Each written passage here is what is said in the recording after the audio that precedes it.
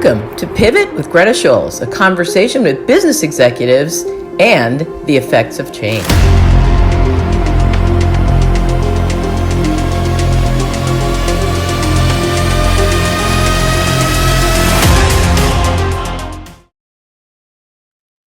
Welcome to Pivot with Greta Scholes. Today I am going to be talking to Andy Cagnetta of Transworld Business Brokers. Pretty cool guy. I've known Andy for a long time. He's got a really great story. And for those of you who are small business owners or working in a business, here's a story that you can kind of hang your hat on and say, okay, maybe I could do it too. So Andy came down to Florida in 1995. When he came down here, he was looking to buy a business, found Transworld Business Brokers at that time. They were looking for a business for him and ended up offering him a job as a not a broker, but as a salesperson basically for them. And then it became history. So welcome, Andy. Thank you, my friend. It's always good to see you. You too. So talk a little bit about how that happened. You know, you came down here, you worked with them, and then all of a sudden, I mean, frankly, I didn't know that until I read that. I actually thought you had opened the business from scratch. I didn't know it was initially somebody else's. No, I'm actually the third owner of Transworld. And so when I got there, Don and Bonnie Parrish were the owners of Transworld. Very nice couple. I had looked for a business and went to a lot of business brokers. For the most part, felt like I was in a used car sales room with all these guys. And Don, you know, spent 30 years at IBM.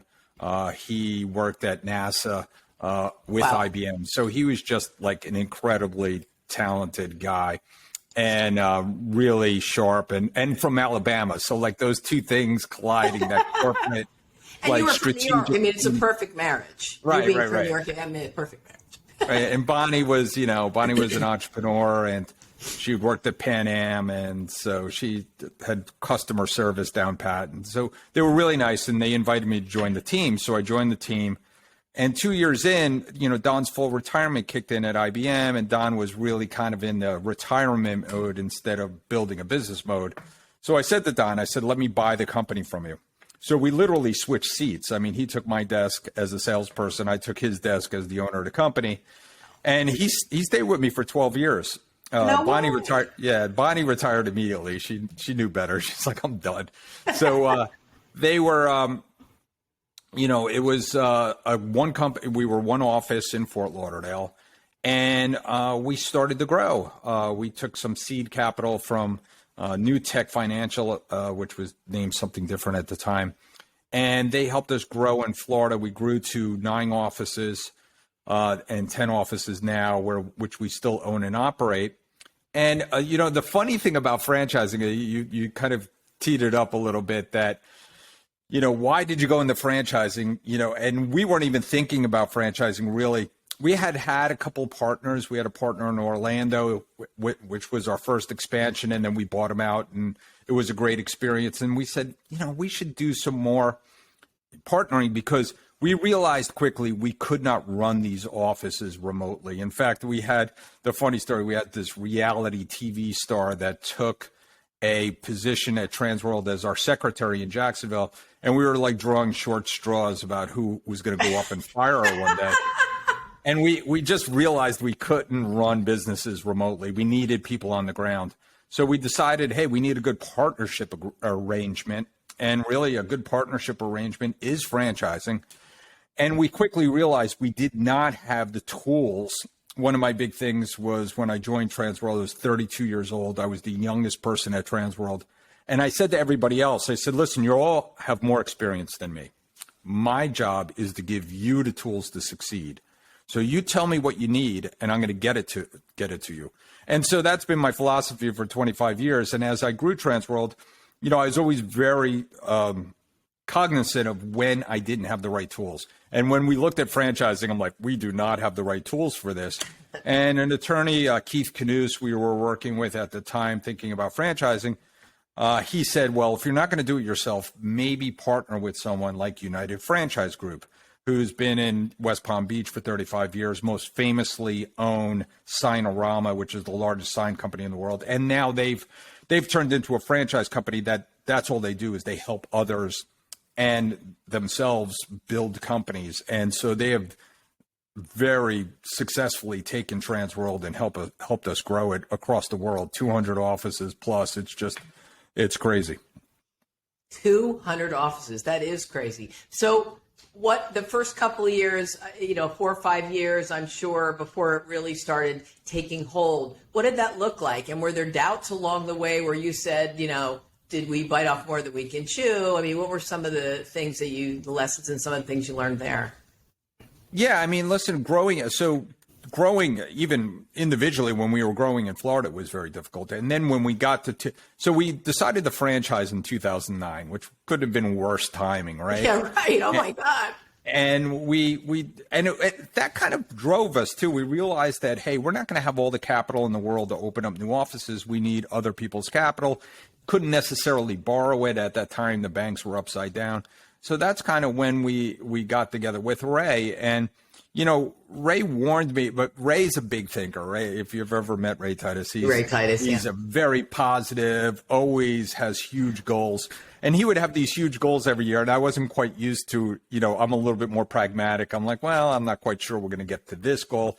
So we're a little bit of a yin and yang. And so my famous question, which Ray teases me about now, he said, I used to tell him for probably about the first 4 or 5 years, Ray, exactly when are we going to make money? And I used to, because he would be like, we're going to make all this kind of money this year. And I'm like, Ray, you've been saying that for 5 years. So it is, I mean, we made money from day one. We're very fortunate that we both put in a little bit of seed capital and we have never looked back. We never had put another dime in, but we reinvested over the first, I'd say 6 years of not even taking a dime out of it, just putting the money back in and growing it and hiring new employees and getting new technology. And now it's at the point where it's, big enough that it's making money and we're continuing to invest. So how do you know, what are some of the characteristics when you are deciding somebody that's going to buy a franchise, that's going to take one over? How do you say, this person I think is going to be a good fit or this person's not? What are some of the things that you look for there? Because, is it basic business owner stuff, or because franchising is slightly different than opening your own business? So talk about that a little bit. Yeah, I mean, I think it was a little bit of a learning curve, even for United Franchise Group, who have been, helping people franchise, for 20 something years before I got there. Right. We definitely had some franchisees in the beginning that perhaps we shouldn't have signed up and they've sold or, moved on since then. And we look for people who perhaps have owned their own business before, have been in some sort of investment advisory or been a CPA or been in the banking industry. Those are people who have dealt with business owners and helped them through processes before, even realtors or bankers or investment advisors or, we've had, the one thing though is funny, as I always say, it's very, very difficult to predict who's going to be successful. And sometimes it's not an indication of education. A lot of times it's not an indication of whether or not they were very, very successful before, because some people who are so successful before and they come into to Transworld, which we've had before, we've sold some people who've been extremely successful in life and they have millions of dollars, but they're not motivated. So really it comes down to motivation and being able to go out there and, help us grow Transworld. When I talk to business owners of all different kinds, it's interesting to me how so much of it comes down to somebody who just has that hunger. They have that, that motivation comes from within. And, I have business owners over the year have said to me, I really want to motivate our people, or what do I do to motivate our people? You can stand on your head upside down all day long. I mean, motivation has to come from them. If you can help massage that, you can help bring that along. But you can't really motivate people if they aren't at some level self-motivated. How do you figure some of that out, or do you? I mean, is it a kind of wait and see game, or what are some of the things that you go, I think this guy or this woman is going to be a good fit? So I know they're not always, but what are some of the things now from your experience? I mean, there's 200, plus offices now. Obviously, they haven't all been successful, but what do you look for now, and what seems to be some of that formula? Yeah, I mean, we're looking for people, and I always tell people, the only thing I can't do for you is kind of come through the phone in the morning and wake you up and get you out and doing things. You can't have paralysis by analysis. I mean, people sometimes overthink a lot of things, right?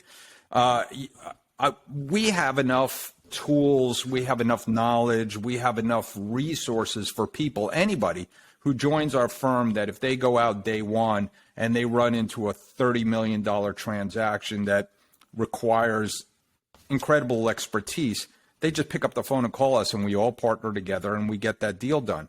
So I could give them the tools to succeed. I just can't make them swing the hammer. I give them that hammer and they got to go out there and swing it. So we do look for people who have the time, right? We have to tell people this is a full-time job. Number two is, they have to be motivated enough to have done something in their previous life that have some level of success. It doesn't mean that they have huge amounts of money, but maybe they were successful in a corporate career. Maybe they were successful in the military. Maybe they were successful being a teacher. It doesn't necessarily mean monetary wise, because it doesn't cost a ton of money to get into Transworld. It costs money to maintain it, because you have to maintain your own lifestyle while you're kind of getting your business going. But it takes motivation. You have to go out and become a trusted advisor in your community, and not unlike a lot of sales positions. I keep telling people I'm not so sure this is sales, because I think what we do as Transworld Business Advisors, and it's funny because we changed our name like a dozen years ago. That's how long you know me. So, Transworld Business Brokers, we changed it to Transworld Business Advisors because we help people franchise and things like that. But, to become a successful advisor, we have to get people to go out there and do it, and getting them to motivate. Yes, we have a great training program. We have consistent webinars that people are calling in. We have KPIs, key performance indicators that we're checking people on. We have a mentor program, because, we could all use motivation and we could all use coaching, and that's what you do. So, it's great. Right. Yeah. And it's funny. What's interesting to me, and it sounds exactly like what you're saying, when I talk to business owners and they try to hire, and in my case, they're hiring salespeople to work for their organization, and it's slightly different, but along the same lines of what you're talking about. Oftentimes, they'll say to me, "I want somebody who has experience in our business." And one of the things I say to them is, "Why?" And they sometimes look at me like I have three heads. Like, what do you mean, why? No, why? And a lot of times they'll say, because they already have experience, they already know what to do. But that's not true. I mean, I think, especially in a situation that you're in, they have to be self-motivated and they have to have some experience, but they certainly have to be open. That's why they're in a franchise. They have to be open for you to give them the tools that have made you and hundreds of others successful in that particular business. And that being said, sometimes people want to be in a franchise because they think of it almost like McDonald's, where, you walk in, you know exactly what it is. It's routine every day. And, it's not as hard because it's there for you. And that's absolutely, just from my understanding of your type of business, that's not what this is. You'll give them the tools, but it's not like you're going to hang a shingle out and people are going to show up. They literally have things they have to do. So, that's some of the difference, I think, in finding somebody who's going to be a successful franchise owner. And there's similarities to being a salesperson when somebody hires them. If you have to get up in the morning, you have to be self-motivated, you have to want it and be really hungry. Seems like it's very similar to that, no? Yeah. Sometimes we don't like people who have done this before, like you said, because, the first thing we have to do is reprogram them, right? Yes. So, because they have bad habits, right? And even when we're hiring realtors, and we are starting to see more realtors now, because all of a sudden the housing market is not like shooting fish in a barrel. So, right. Now all of a sudden they're going to come out of the woodwork because it's not so easy to get deals done. So we are going to see more realtors. when I tell people when they join Transworld, I do tell them, I say, listen, just be dumb for like 6 months. Yeah. Just be dumb. Just follow our system. I'm going to give you a bunch of tools. And some of those tools you're going to like, and you're going to feel comfortable, and you're going to feel like they work for you. And some of them you're going to try, and maybe they're just not good for you. That's fine. But you're going to try them all in the first 6 months. And then if something's working for you, like you're a great networker and you don't like doing cold calls, but you're a great networker, you go out networking every single night, and that's working for you, great. Keep doing it. Don't worry about being a cold, person who goes door to door. And then I have someone like my UK franchisee. He loves going door to door. This is a very successful person, had 300 shoe stores, very long time family business, has a publicly held company. He likes going door to door to talk to the shop owners. He loves it, and it works for him. So, it really comes down to, just following the system in the beginning. And as far as joining a franchise, what I think of is, this is the way I explain it to people. It's everybody could go out there and do it on their own. Even in my business, they could go out there and start a business brokerage. But what we've decided to do, and I say we, my partners, we call them our partners, our franchisees. Right. We all decided to take some money, and that's quote unquote royalties. We're going to put it in a pot, and we're going to spend money and create an incredible CRM system. We're going to negotiate with vendors. We're going to create a social media platform. We're going to create an advertising fund. We're going to create a marketing department. We're going to create a training department. We're going to get forms reviewed by attorneys. We're going to do all that administrative stuff centrally. So we all can just focus on going out there and doing what we do, which is meeting business owners and getting deals done. And so that's what we've done. And we've created this like marketplace. I call it the NASDAQ of selling small businesses, where we're trading small businesses. And we're getting it done quickly. It's funny, you anecdotally beforehand, you sent me a client that was looking to sell their business. I gave them to one of my top brokers, and you just reported that we got it done in a day. No, we didn't get it done in a day, but we got it done very quickly.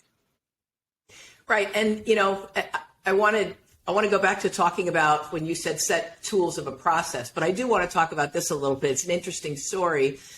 And my husband, who has a small retail store in Jupiter, Florida, he had a friend of his who owned a small business, a fence company. And he came in, he said, yeah, I'm ready to go ahead and close up. My last day is whatever it is, September, October, I don't know.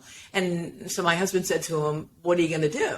And he goes, what do you mean? I'm just going to shut down and I'm going to fish and I'm going to whatever. He goes, you've been in business for all these years. You have all these clients that love you, that keep using you. Why are you just going to shut down? He goes, what am I going to do? He goes, my wife knows somebody. So, you and I talked about this, off camera a little bit, but at the end of the day, he is so happy with what happened, the relationship you guys had with Max. He was so happy. Like I had said to you, thanks for my nice dinner, because he's going to take us to a great dinner and I'm going to make him pay. That's good. But That's good. At the end of the day, I think a lot of people don't realize the value of their business. They really don't. And a lot of times, somebody will say, well, it's worth, what your inventory is, depending on your business. But, I think, first of all, people don't understand what their business is really worth. It might be less than they think, and that's okay too. But you want to be able to get some sort of an analysis on that, and I think that's really important. And I know Transworld absolutely has the tools to be able to analyze that. I think people need to understand that. And even if it's less than what they think it's going to be, the reality conversation is important. And what you were saying, early on when we started talking about Transworld before you took it over, you said a lot of places that you had talked to, they were like, it was like dealing with used cars.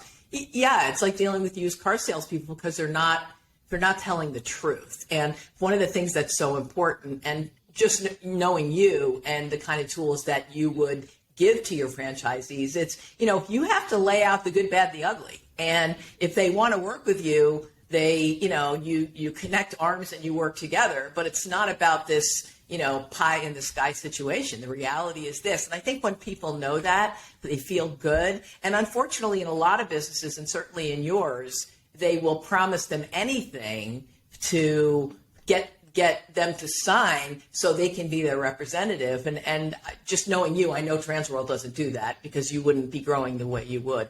I think that's a really important factor in hiring the right people and having them tell other people about you. And that's why I did. That's why I told my husband about it and he told Jerry about it. Yeah, there's a lot of people that think their business is worth more or less.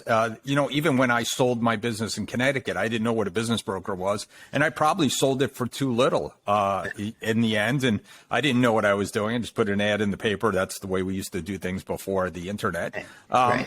But, and also, yes, we sell over 1,000 businesses a year at this point. We have all kinds of comparables that we can show people what their businesses are going to sell for. We want to do good deals for good people. Yeah.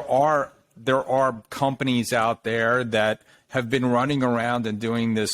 I consider it a scam. They'll charge you $50,000 up front, and they give you some wild valuation for your business, and they'll promise you the moon that you're going to get this huge number for your business. And we're often there later on after they pay the $50,000, after they sit there for a couple of years for sale and don't get any hits. We just came out with some statistics, incredible statistics and graphs that show that most businesses that sell because they're priced within 15% of their eventual sold price. So, and businesses that expire, that don't sell, are just over 15%. So what does that mean? That means that the marketplace, because of the internet, because people could go online and look to see what businesses are selling for and how much they're making, the marketplace has gotten smart.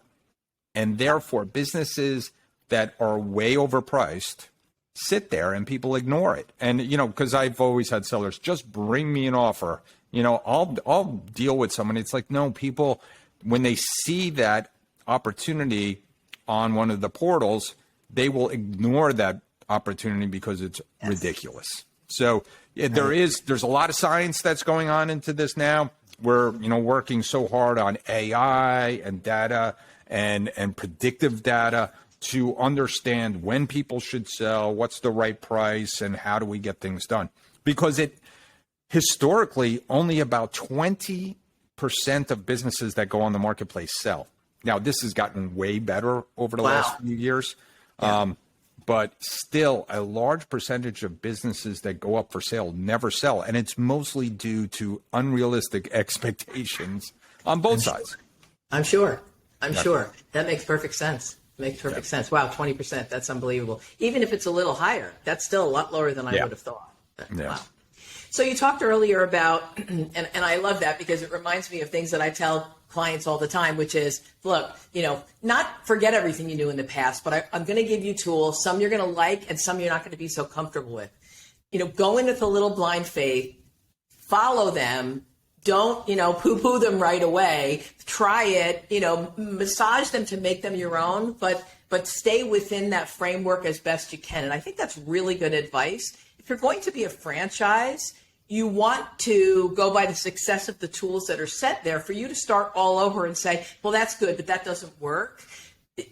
I think you're missing the point of having the success of franchise behind you. And I think the people that understand that, the ones that are really smart, are always looking to learn. And if they learn a tool, they say, you know what, I'm not sure about this. It's not how I've done it before, but I'm willing to give it a positive shot, as opposed to I tried it didn't work. And I think those are really, really important things for people to understand. That's why you want to work with a company that's franchised, because there's a lot of tools that show success over time. And I think that's what you were talking about. There are some people that say, yeah, I got it. I know you said to do this, but I'm going to do that. It could work, but there's reasons that you have those tools in place. I have this conversation with people all the time. And unfortunately, in my world, CEOs will say, yeah, those are the right tools. Give it to them. And then they'll be traveling with one of their sales reps or something, and the sales rep will say, well, or the CEO will say, I know Greta told you to do this, but in this case, do that. Well, I mean, I'm their aunt, that's their dad type of thing. They're not going to listen to me. I don't give them their paycheck. So you kind of screw that up when you do it that way. So what you were saying is, I'm going to give you tools, follow the tools. You can adjust them and make them yours, but follow them. That's why they're there, right? Yeah, I've watched it in action, right? I've watched franchisees who think they're smarter than the system. And listen, the system is made for, again, we have 700 agents right now. And, to turn or improve the system over 700 agents takes us time. And some people are like, it's going too slow. I want to put this technology in or this technology in. And they spend a lot of time and money and they're doing all this stuff working on the system instead of just working on their business. And I've seen franchisees go out of business. I've seen franchisees do something on their own for 2 years and then all of a sudden come back and say, you know what, you were right. We should do it your way. And then they're successful. So, people can't help themselves. Once upon a time, I hired 3 Disney executives in my Orlando office. I'm like, wow, this is going to be great. They were from the financial department. They were incredible with Excel spreadsheets, their strategic planning, and they were awful salespeople. And they didn't want to follow the system. And they spent all their time trying to come up with new spreadsheets and things like that. In fact, I still use some of their spreadsheets today, but they're no longer with me because they spent too much time on the process and not on the KPIs, the things that you need to do to be successful in sales, which is, it's a numbers game. You have to make connections. You have to go out there and get your message out there. You have to have, it's all the marketing things, the consistency of message to the right audiences. And those are the people who don't have graduate degrees, or I have some people who never even went to college, and they are wildly successful because they're doing what it takes to be in the people business. Because at the end of the day, that's what we're in. It really is. So when you say the people business, let's talk about that a little bit. One of the things you've always done an excellent job of, just knowing you, and that's how I got to know you, is you're very community oriented. You are, about being around the community. We talked about networking earlier, and you said some people are really good at networking. You should do that. Other people are good at cold calling. They can do that. So talk about how important being involved in your community is. For anyone. I mean, I know you're, a little bit about your story about being involved in the community, but how important is that for anybody who's opening a business, certainly one of yours? Yeah, I think it's really important to get involved in your community. I always tell people that you need to become a trusted advisor in your community. So, you got to start networking with bankers and CPAs and lawyers. And there's no really better way to do that than getting involved and helping other nonprofits in your community, whether you become a Rotarian or whether you join a nonprofit board or whether you're with your church or your synagogue. There's multiple ways to get involved in your community. And, it's funny, I didn't start getting involved in my community because I thought that it was going to bring me business. It has been wildly successful in helping me grow my business, but I didn't do it for that. And I don't think anybody should do it for that. You should do it because, listen, I always say you're able-bodied. You have some resources to give. Your time, your treasure, your talent, and even if you don't have treasure, quote unquote, money, there's plenty of charities that need your time. They just need physical help, labor helpers, and they need your talent. So whether you're a banker or an attorney or an accountant or a business owner, and you could go out there and help them raise money, or you can go out there and help them have a walk or a run or a golf tournament. There's plenty of ways to help your community, and it shows others that you are someone who wants to do good, that wants to make their community better. And then when they want to sell their business, when that is a very, it's one of the most important assets that a person may have, and they want to do something. And even this goes to me when I chose the people who manage my money, my investment advisors, or when I turn to someone who's going to be my in-house counsel. I found them from charity boards because I worked with them side by side, and I said, I could trust this person. And I think that's the key right there. I mean, like you said, you can't do it for a selfish reason. If you're going to be involved in some sort of a charity or giving back, you should do it because we're lucky. We're blessed. I mean, Yes. we are able-bodied. We're walking. We're doing well. We have healthy families. All of those things. Sometimes we forget how lucky we are. And if you're doing it just because, well, this is a good charity to be involved in, I'll, rub elbows with some people that I want to work with, that becomes extremely transparent. So it needs to be done properly. Now, speaking of charity, you have this Andy's family spaghetti dinner. I don't know if I'm saying it right, but you've been doing it for years and years. Talk about how that started and what you do. Yeah, it's Andy's pasta dinner, but very close. And we, many people call it the spaghetti dinner, and that is absolutely fine. So Correct. I got on a board of a charity. It was a soup kitchen / food emergency food pantry in Broward County called LifeNet for Families. 20 years ago, we built a building. I was chairman at the time. We spent $2 million on the building. We had no money. And I looked at everybody at the table, including my fellow board members. I'm like, I don't care what you do this year, but you're raising money. I don't know how you're going to do it, but you need to raise money and you have to show people our new facility. So I said, I'm going to cook dinner because my previous business, the Transworld, one of them was a pasta shop up in Hartford, Connecticut. Long story. But I had learned how to cook for, lots of people.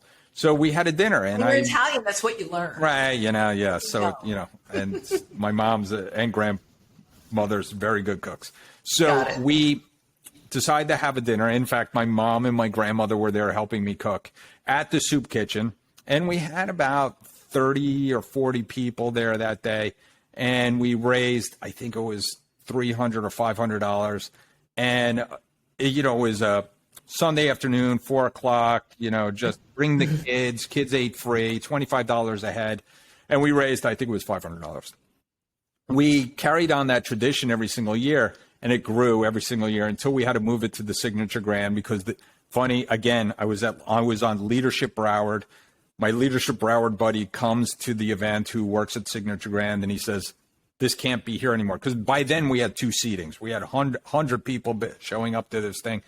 And the charity only holds about 60 people in the dining room. So we were having 2 different seatings, and it was a crazy. And he says, you're moving this to Signature Grand next year. And I said, I can't afford that. He goes, we're going to find a way. And so Signature Grand helped us underwrite it for many, many years.